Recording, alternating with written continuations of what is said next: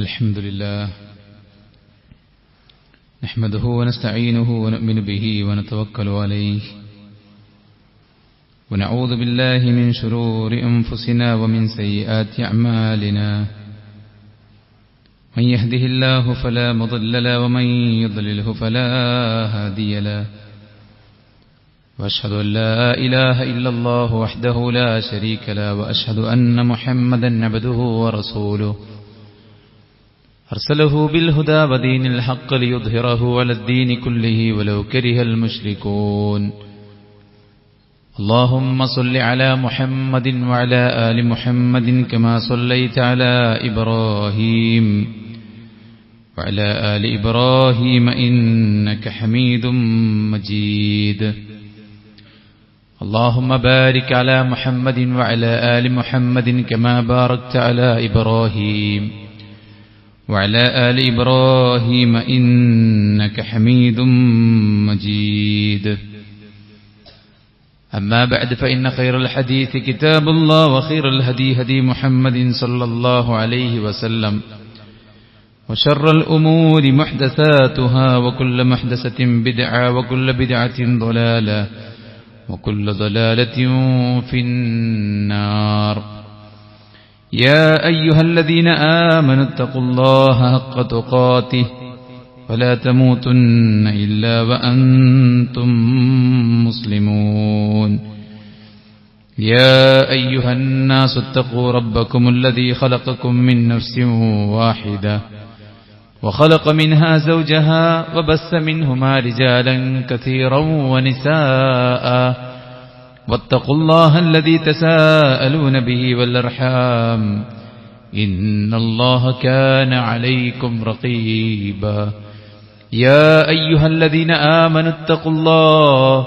وقولوا قولا سديدا يصلح لكم أعمالكم ويغفر لكم ذنوبكم ومن يطع الله ورسوله فقد فاز فوزا عظيما أعوذ بالله من الشيطان الرجيم ومن يشاقق الرسول من بعد ما تبين له الهدى ويتبع غير سبيل المؤمنين نوله ما تولى ونصله جهنم وساءت مصيرا ഏറെ ബഹുമാനമുള്ള സത്യവിശ്വാസികളെ, സൃഷ്ടികർത്താവും സർവ്വലോക നിയന്താവും സർവ്വ അനുഗ്രഹങ്ങളുടെയും ദാതാവുമായ അള്ളാഹുവിന്റെ വിധികളും വിലക്കുകളും യഥോചിതം പാലിച്ചു ജീവിക്കാൻ പരമാവധി പരിശ്രമിക്കണമെന്ന് ഉണർത്തുകയാണ്, ഉപദേശിക്കുകയാണ്. അള്ളാഹു നമ്മുടെ വീഴ്ചകൾ വിട്ടുപുറത്തു മാപ്പാക്കി തരികയും മരണം വരെ അവന്റെ വഴിയിൽ അടിയുറച്ചു മുന്നോട്ടു പോകാനും സ്വർഗ്ഗക്കാരനായി അള്ളാഹുവിനെ കണ്ടുമുട്ടാനുമുള്ള തൗഫീഖ് നമുക്കേവർക്കും നൽകി അനുഗ്രഹിക്കുമാറാവട്ടെ. ഏറ്റവും താഴേക്കിടയിൽ ജീവിക്കുന്ന ഒരു വ്യക്തി മുതൽ വിദ്യാഭ്യാസ രംഗത്തും സാമ്പത്തിക രംഗത്തും എല്ലാ രംഗത്തും ഉന്നതമായ പദവിയിൽ നിൽക്കുന്ന ആൾക്ക് വരെ ഉൾക്കൊള്ളാനും മനസ്സിലാക്കാനും അഭിമാനം കൊള്ളാനും മറ്റുള്ളവർക്ക് പകർന്നു കൊടുക്കാനും പറ്റിയ ഏറ്റവും സുന്ദരമായ ആദർശമാണ് ഇസ്ലാം. ഇസ്ലാമിൽ ഒരു കാര്യം അങ്ങനെയായി പോയല്ലോ, അത് വേണ്ടായിരുന്നു എന്നൊരു പക്ഷേ വിവരക്കേട് കൊണ്ട് തോന്നിയേക്കാം. പക്ഷേ അങ്ങനെ ഒരു വിഷയവും ഇസ്ലാമിലില്ല. നമ്മുടെ ശരീരത്തിന്, നമ്മുടെ മനസ്സിന്, നമ്മുടെ സമ്പത്തിന്, നമ്മുടെ സമാധാനത്തിന്, നമ്മുടെ എല്ലാറ്റിന്റെയും സുരക്ഷ അത് ഉറപ്പാക്കുന്ന നിയമങ്ങളും ആശയങ്ങളും വിശ്വാസങ്ങളുമാണ് ഇസ്ലാമിലുള്ളത്. എന്റെ സ്റ്റാൻഡേർഡിന് യോജിച്ചതല്ല ഇസ്ലാം എന്നൊരിക്കലും നമുക്ക് പറയാനാവില്ല. പക്ഷേ ആ ഒരു പൊതുബോധത്തെ മാറ്റിമറിക്കാൻ ഇവിടെ പലരും ശ്രമിച്ചുകൊണ്ടിരിക്കുമ്പോൾ അവർക്ക് വളമിട്ടുകൊടുക്കുകയാണ് ചില മതപുരോഹിതന്മാർ.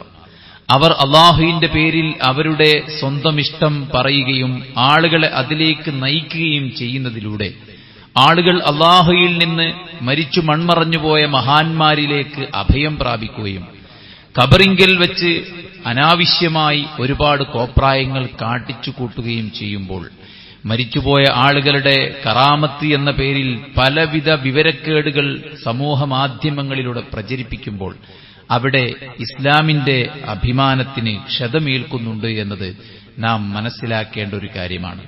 ഇസ്ലാമിനെ വികൃതമാക്കാൻ ഇസ്ലാമിന്റെ ശത്രുക്കൾ ശ്രമിക്കുമ്പോൾ ഇസ്ലാമിന്റെ അനുയായികളെന്ന് പറയുന്ന ആളുകളും ഇസ്ലാമിന്റെ ആശയാദർശങ്ങളെ വളച്ചൊടിച്ച് തങ്ങളുടെ സ്വാർത്ഥ താൽപര്യങ്ങൾക്ക് വേണ്ടി പണിയെടുക്കുന്നതിലൂടെ ഇസ്ലാമിനെ ആളുകൾക്കിടയിൽ മോശപ്പെട്ട ഒരാശയമായി ആദർശമായി ചിത്രീകരിക്കുന്നു എന്നതുകൂടെ സാധാരണക്കാരായ നമ്മൾ മനസ്സിലാക്കിയിരിക്കുകയും അള്ളാഹുവിന്റെ ദീനിന്റെ ശരിയായ വഴിയെക്കുറിച്ച് പഠിക്കാനും അതിനെ സ്വന്തം ജീവിതത്തിൽ പകർത്തിക്കൊണ്ട് അത് മറ്റുള്ളവർക്ക് ഇന്നതാണ് ഇസ്ലാം എന്ന് കൃത്യമായി പഠിപ്പിച്ചു കൊടുക്കാനും നമുക്കെല്ലാവർക്കും സാധിക്കേണ്ടതുണ്ട്. ഈ ലോകത്തോട് വിട പറയുമ്പോൾ അള്ളാഹുവിന്റെ പ്രവാചകൻ സല്ലല്ലാഹു അലൈഹി വസല്ലമ നമുക്ക് നൽകിയ നിരവധി ഉപദേശങ്ങളുണ്ട്. അതിലേറ്റവും പ്രധാനപ്പെട്ട ഉപദേശമാണ്, നിങ്ങൾ എനിക്ക് ശേഷം ജീവിച്ചിരിക്കുമ്പോൾ വഴിതെറ്റാതിരിക്കാൻ 2 കാര്യം ഞാൻ നിങ്ങൾക്ക് വിട്ടേച്ചു പോകുന്നുണ്ട്.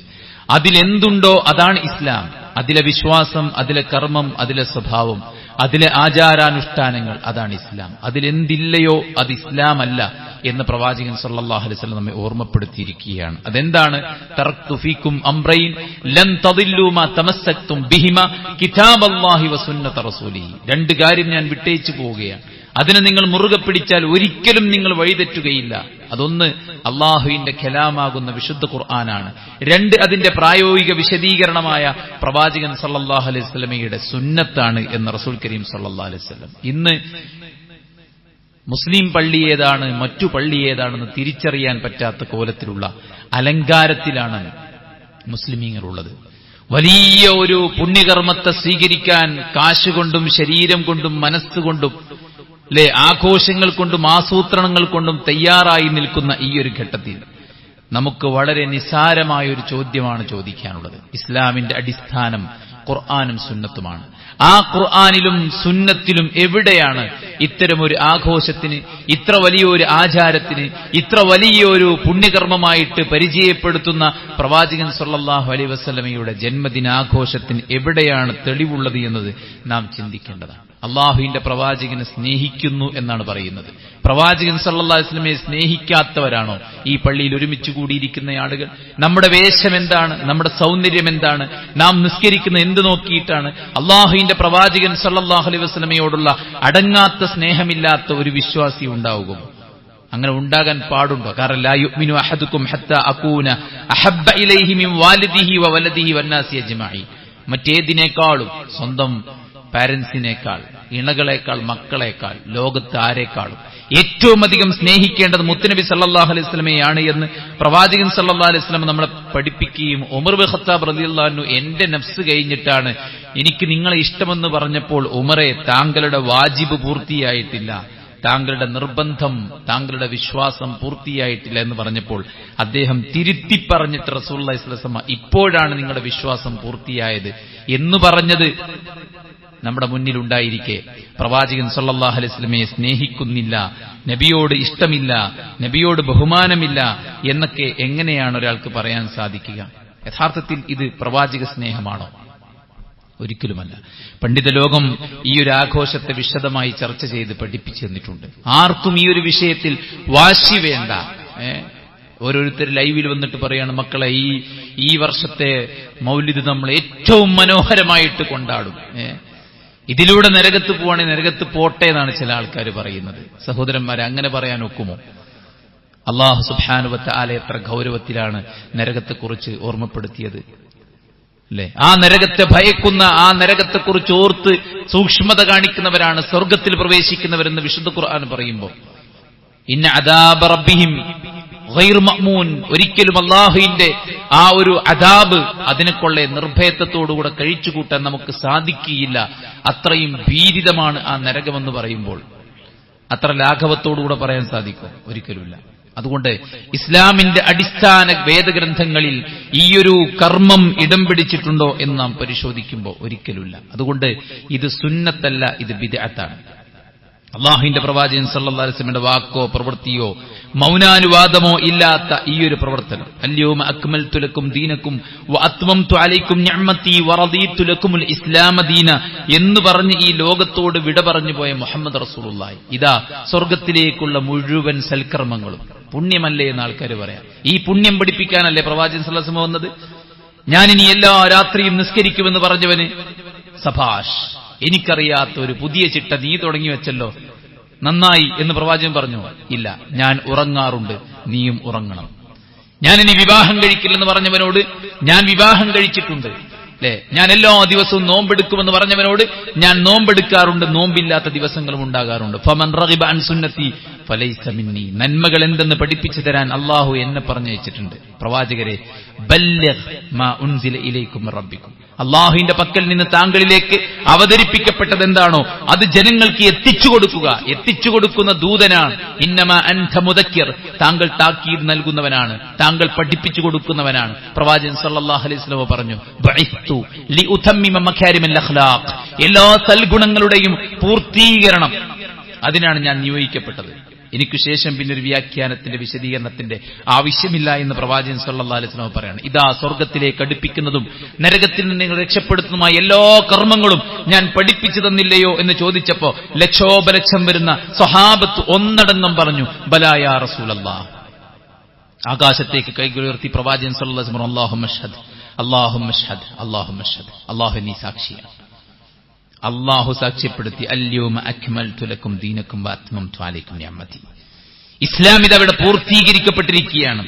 ഈ ആയത്തിനെ വ്യാഖ്യാനിച്ചുകൊണ്ട് മഹാനായ ഇമാം മാലിക് റഹിമഹുല്ലാഹ് പറയുന്നുണ്ട്, ഫമാ ലം യകുൻ യൗമഇദിൻ ദീന ലാ യകൂനു യൗമ ദീന. അന്ന് ദീനല്ലാത്തത് എന്താണോ അത് ഇന്നും മതമായി ആചരിക്കാവതല്ല.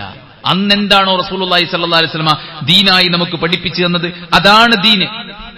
അതിലില്ലാത്തൊരു പുണ്യകർമ്മം ഉണ്ടെന്ന് പറഞ്ഞാൽ അത് പ്രവാചകൻ സല്ലല്ലാഹു അലൈഹി വസല്ലമക്കെതിരെയുള്ള വലിയൊരു ആരോപണമാണ്. മനിബതദ ഫിൽ ഇസ്ലാമി ബിദ്അ യറാഹാ ഹസന ഫഖദ് സഅമ അന്ന മുഹമ്മദൻ സല്ലല്ലാഹു അലൈഹി വസല്ലം ഖാന റിസാല. പ്രവാചകൻ സല്ലല്ലാഹു അലൈഹി വസല്ലമ വഞ്ചന കാണിച്ചിരിക്കുന്നു റിസാലത്ത് നിർവഹിക്കുന്നിടത്ത് എന്നാണ്.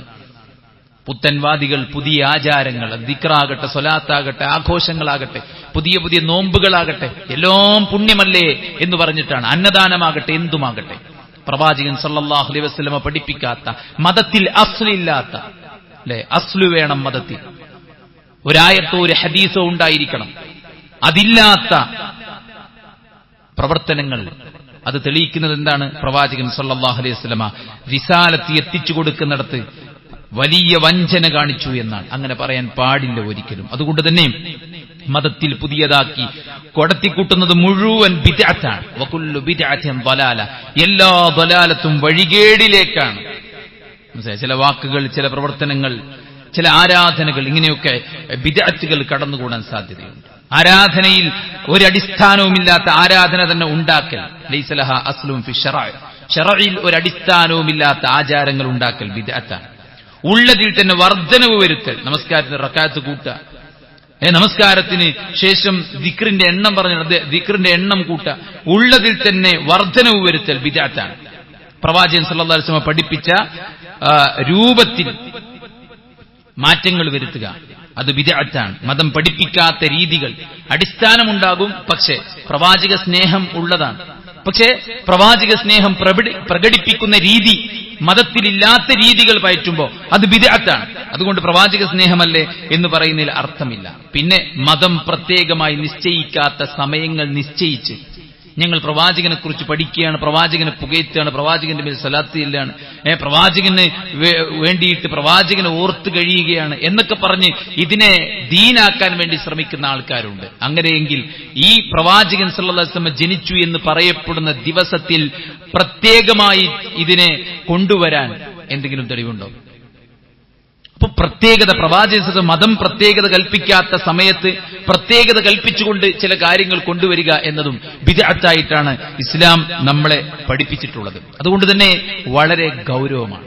ഒരു മദ്യപാനിയെ കാണുമ്പോൾ നമ്മുടെ മനസ്സിലുണ്ടാകുന്ന ഒരു നീരസം, അതിനേക്കാൾ വലിയ നീരസമായിരിക്കണം യഥാർത്ഥത്തിൽ ബിദ്അത്ത് ചെയ്യുന്ന ആളുകളോട് നമുക്കുണ്ടായിരിക്കേണ്ടത്. അവർക്ക് പറഞ്ഞ് ബോധ്യപ്പെടുത്താൻ നമുക്ക് സാധിക്കണം. ഒരു പാപി ഒരിക്കലും തെറ്റുകൾ ചെയ്യുന്നത് അഭിമാനത്തോടുകൂടെയല്ല. ഒളിച്ചും മറച്ചും അവൻ ചെയ്യുന്ന തെറ്റിന്റെ പേരിൽ നിരവധി തവണ അവൻ കരഞ്ഞിട്ടുണ്ട്, അവൻ കണ്ണുകൾ നിറച്ചിട്ടുണ്ട്, അവന്റെ മനസ്സിൽ ഇപ്പോഴും വേദനയാണ് അവൻ ചെയ്ത തെറ്റുകൾ. എന്നാൽ ബിദ്അത്ത് സംഭവിക്കുന്ന ഒരുത്തൻ തൃപ്തിയോടുകൂടെയാണ് ചെയ്യുന്നത്. എത്ര കോടികളും ലക്ഷങ്ങളും ചിലവഴിക്കാൻ അവർ തയ്യാറാണ്, എത്ര കാൽനടയായി നടക്കാൻ അവർ തയ്യാറാണ്, എത്ര ഇതിനു വേണ്ടി ത്യാഗം സഹിക്കാനും അവർ തയ്യാറാണ്. അതുകൊണ്ടാണ് മുൻഗാമികൾ പറഞ്ഞത് ബിദ്അത്ത് ചെയ്യുന്നവൻ തൗബ ചെയ്യാനുള്ള സാധ്യത കുറവാണ്.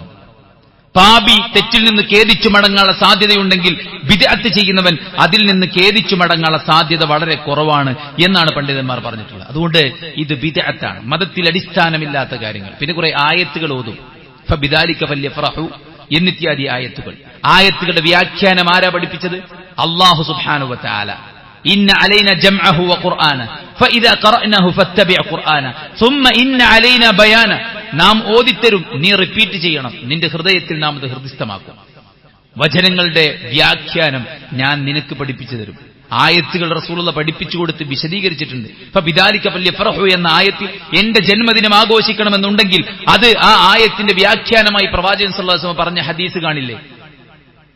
ഇമാം ബുഖാരി ഉദ്ധരിച്ച ഹദീസുകളെ ജന്മദിനാഘോഷത്തിന് വേണ്ടി തെളിവുദ്ധരിക്കുമ്പോൾ 7 ലക്ഷത്തിൽ പരം വരുന്ന ഹദീസുകൾ മനഃപ്പാഠമാക്കി അതിൽ നിന്ന് 6000 ചില്ലാനം ഹദീസുകൾ തന്റെ സ്വഹീഹിൽ രേഖപ്പെടുത്തിയ ഇമാം ബുഖാരി അദ്ദേഹത്തിന്റെ ജീവിതകാലത്ത് എത്ര ജന്മദിനം ആഘോഷിച്ചു? സ്വഹീഹുൽ ബുഖാരിയിലാണ് ഇതിന്റെ തെളിവ് കിടക്കുന്നതെങ്കിൽ ഇമാം ബുഖാരി ആചരിച്ചുവോ? സ്വഹാബത്ത് ആചരിച്ചുവോ? ഇമാമിങ്ങൾ ആചരിച്ചുവോ? ചോദിക്കേണ്ടതാണ്. ചെയ്യുന്ന ആളുകൾക്ക് തന്നെ അറിയാം ഇത് ഹിജ്റ 300 ശേഷം വന്നതാണ്. ആരാ തുടങ്ങി വെച്ചത്? ഷിയാക്കളാണ്. അതുകൊണ്ട് ഇത് ബിദ്അത്താണ്, മതത്തിലില്ലാത്തതാണ്. അതിനാൽ തന്നെ ഇത് ആചരിച്ചാൽ ഗുരുതരമായ അപകടമാണ് നമ്മിൽ സംഭവിക്കാൻ പോകുന്നത്. ഹറാമിലേക്ക് പോകാൻ, കുഫ്രിലേക്ക് പോകാൻ, ശിർക്കിന്റെ വസീലയിലേക്ക് എത്താൻ, വലിയ പാപങ്ങൾ സംഭവിക്കാൻ. നാളെ ഹൗദുൽ കൗസറിൽ നിന്നുള്ള പാനം നമുക്ക് നഷ്ടപ്പെടാൻ വരെ ബിദ്അത്ത് കാരണമാണ്.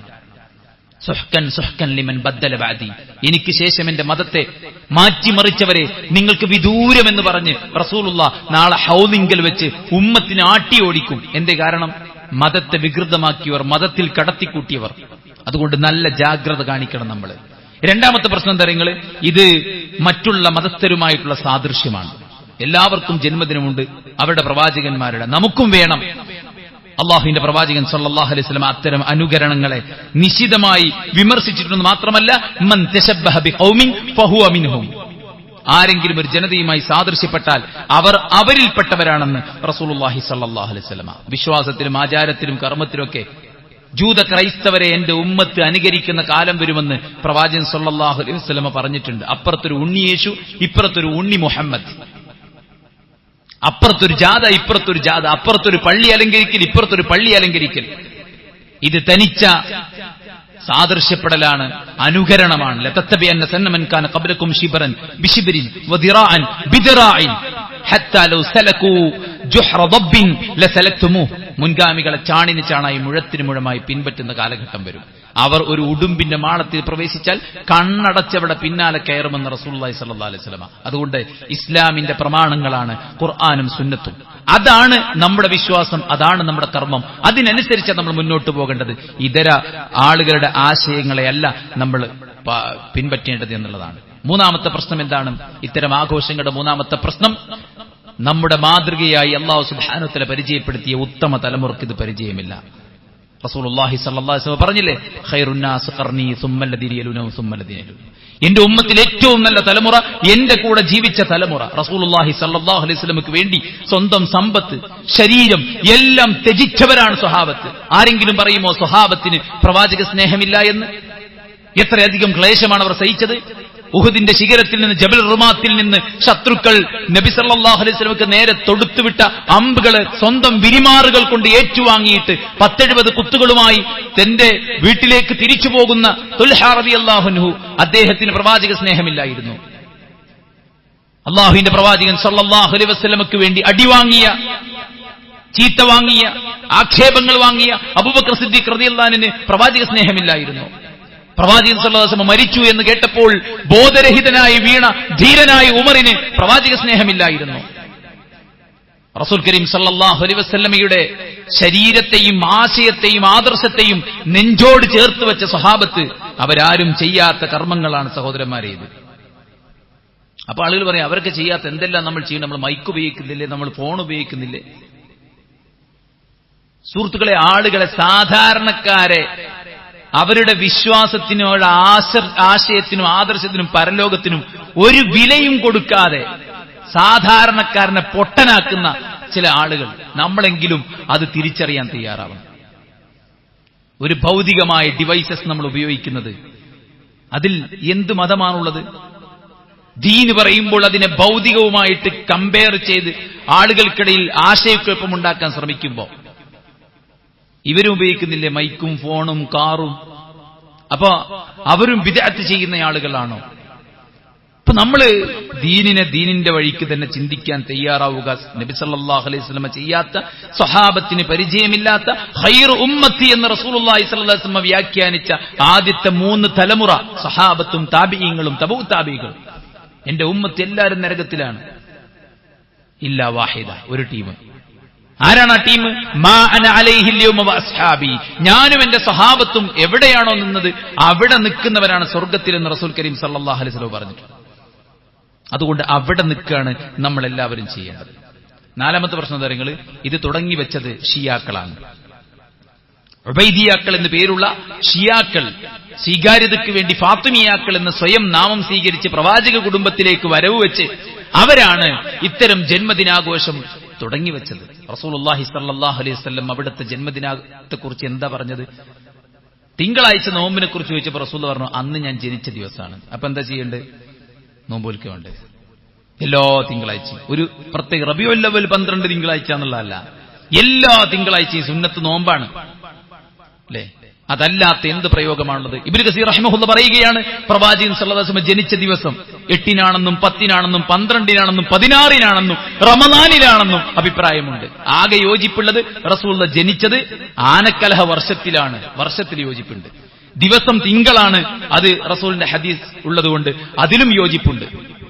മാസം, ഡേറ്റ്, ഈ വിഷയത്തിൽ പണ്ഡിത ലോകത്തിന് ചർച്ചയുണ്ട്. എന്നാൽ ഒരു ഡൗട്ടുമില്ലാത്ത കാര്യമാണ്, പ്രവാചകൻ സല്ലല്ലാഹു അലൈഹി വസല്ലം മരിച്ച ദിവസം റബീഉൽ അവ്വൽ 12-ആണ്. മദീന കൂരിരുട്ടായ ദിവസമാണ്.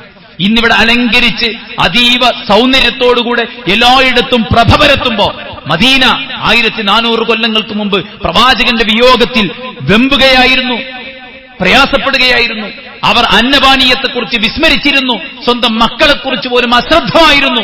അള്ളാഹുവിന്റെ പ്രവാചകൻ സല്ലല്ലാഹു അലൈഹി വസല്ലമയുടെ വിയോഗത്തിൽ മദീന കരഞ്ഞ ദിവസം മുസ്ലിമീങ്ങൾ ആർത്തുല്ലസിക്കുകയാണ്. ദിവസങ്ങളോളം കൊട്ടും കുരവയും പാട്ടും കൂത്തുമായിട്ട് തെരുവോരങ്ങളിൽ ആളുകൾ നിരങ്ങുകയാണ്. സഹോദരന്മാരെ, ഇത് ഇസ്ലാമിന്റെ ശത്രുക്കളുടെ തന്ത്രപൂർവമായ പ്രവർത്തനമാണെന്ന് പറയാൻ ഇതിലപ്പുറം വേറൊന്നും വേണ്ട. മുത്തുനബി സല്ലല്ലാഹു അലൈഹി വസല്ലം മരിച്ച ദിവസം വെള്ളിയാഴ്ച പള്ളി മിമ്പറിൽ വെച്ചിട്ട് ഖത്തീബ് അറബിയിൽ വായിക്കുന്ന നബാത്തി ഖുതുബയിൽ പോലും റബീഉൽ അവ്വൽ സമയത്ത് വരുന്ന ഖുതുബയിൽ നബിയുടെ വിയോഗമാണുള്ളത്. മനസ്സിലായില്ലേ? നബിയുടെ വിയോഗമാണുള്ളത്. അതുകൊണ്ട് സഹോദരന്മാരതൊക്കെ ഗൗരവത്തിൽ കാണുക. ഇത് തുടങ്ങിയത് മുസ്ലിമീങ്ങളല്ല, സ്വഹാബത്തോ അല്ലെങ്കിൽ അള്ളാഹുവിന്റെ ദീനിന്റെ പ്രമാണം പിൻപറ്റുന്ന ആളുകളല്ല, ഇത് ഷിയാക്കൾ തുടങ്ങി വെച്ചതാണ്. പിന്നെ റസൂലുള്ളാഹി ഇവിടുന്ന് മരിക്കുമ്പോഴേ പറഞ്ഞു, ലാ തത്റൂനി കമാ അത്റത്തിൻ നസാറ ഈസ ഇബ്നു മറിയം. ക്രിസ്ത്യാനികൾ ഈസാ നബിയെ വാഴ്ത്തി പുകഴ്ത്തി ദൈവമാക്കിയതുപോലെ നിങ്ങൾ എന്നെ പുകഴ്ത്തി വാഴ്ത്തി ദൈവത്തിന്റെ പരിധിയിലേക്ക് എത്തിക്കേണ്ടതില്ല. ഇത് റസൂലിനോടുള്ള സ്നേഹത്തിൽ അതിരുകവിച്ചിലാണ്. ഫഇന്നഹു അഹ്ലക മൻ കാന ഖബ്ലകും അൽ ഖുലൂ ഫിദ്ദീൻ. ദീനിൽ അതിരുകവിഞ്ഞത് കാരണത്താലാണ് മുൻഗാമികൾക്ക് അല്ലാഹുവിന്റെ ശിക്ഷ വന്നു ഭവിച്ചത് എന്നതാണ്. എന്തൊക്കെയാണ് പാടിക്കൂട്ടുന്നത് ഈ സമയത്ത്? അബ്ദുക്കൽ മിസ്കീൻ യർജു, അള്ളാഹിന്റെ റസൂലെ നിങ്ങളുടെ ദാസനാണ് ഞാൻ. റസൂലുള്ള പഠിപ്പിച്ച പ്രാർത്ഥന, അല്ലാഹുമ്മ ഇന്നി അബ്ദുക വബ്നു അബ്ദിക വബ്നു അമതിക. അല്ലാഹു ഞാൻ നിന്റെ അടിമയാണ്, അടിമയുടെ മകനാണ്, അടിയാർത്തിയുടെ മകനാണ്. റസൂലുള്ള പഠിപ്പിച്ചത്, അല്ലാഹുവേ ഞങ്ങൾ നിന്റെ അടിമയാണ്. ഈ നബിദിനത്തിന്റെ ഭാഗമായി പാടുന്ന പാട്ടുകളിലുള്ളത്, റസൂലേ ഞങ്ങൾ നിങ്ങളുടെ അടിമകളാണ്. നരകത്തിൽ നിങ്ങൾ രക്ഷപ്പെടുത്തണം. അൻത ഗഫാറുൽ ഖതായ വദ്ദുനൂബിൽ മുബിഖാത്തി. നിങ്ങളാണ് പാപങ്ങൾ അങ്ങേയറ്റം പുറത്തു തരുന്നവൻ. അള്ളാഹുവിന്റെ പേര് വെച്ചു കൊടുക്കുക. ഗഫാർ അള്ളാന്റെ പേരാ, റസൂലുള്ളാഹി സ്വല്ലല്ലാഹു അലൈഹി വസല്ലമയോട് സഹായം തേടുക, പ്രവാചകനോട് പ്രാർത്ഥിക്കുക, പ്രവാചകനോട് തങ്ങളുടെ വിഷമങ്ങൾ പറയുക, എന്തെല്ലാമാണ് ചെയ്തുകൊണ്ടിരിക്കുന്നത്. സുഹൃത്തുക്കളെ, വമൻ യുശാഖിഖിർ റസൂല മിൻ ബഅദി മാ തബയ്യന ലഹുൽ ഹുദാ, സത്യം വ്യക്തമായതിനു ശേഷം അല്ലാഹുവിന്റെ പ്രവാചകന്റെ മാതൃകയിൽ നിന്ന് മാർഗത്തിൽ തെറ്റിയാൽ, വയത്തബി ഗൈറ സബീൽ മുഅ്മിനീൻ, മുഅ്മിനീങ്ങളുടേതല്ലാത്ത മാർഗം സ്വീകരിച്ചാൽ, നുവല്ലിഹി മാ തവല്ല വനുസ്ലിഹി ജഹന്നം വസാഅത് മസീറ, അവനെ തിരിഞ്ഞിടത്തേക്ക് നാം തിരിക്കും, അവനെ നാം നരകത്തിലിട്ട് കരിക്കും, വളരെ മോശപ്പെട്ട സങ്കേതമാണത് എന്ന് അല്ലാഹു സുബ്ഹാനഹു വ തആല പറയാം. വമൻ യുശാഖിഖിർ റസൂല മിൻ ബഅദി മാ തബയ്യന ലഹുൽ ഹുദാ. അതുകൊണ്ട് ആത്മാർത്ഥമായിട്ട് പറയാൻ പറ്റണം, എനിക്ക് എന്റെ റസൂലിന്റെ വഴി മതി, പ്രവാചകൻ പഠിപ്പിച്ചത് മതി, പ്രവാചകന് പരിചയമുള്ളത് മതി. അത് പറയാനും അത് ഉൾക്കൊള്ളാനും ആ ആദർശത്തിൽ ഉറച്ചു നിൽക്കാനും, സാഹചര്യത്തിനനുസരിച്ച് ചാഞ്ചാടാൻ നിൽക്കാതെ ആദർശത്തിൽ ഉറച്ചു നിൽക്കാൻ സഹോദരന്മാരെ നമുക്ക് എല്ലാവർക്കും സാധിക്കണം. അല്ലാഹു എല്ലാ ഫിത്നകളിൽ നിന്നും എല്ലാവരെയും കാത്തുരക്ഷിക്കുമാറാവട്ടെ.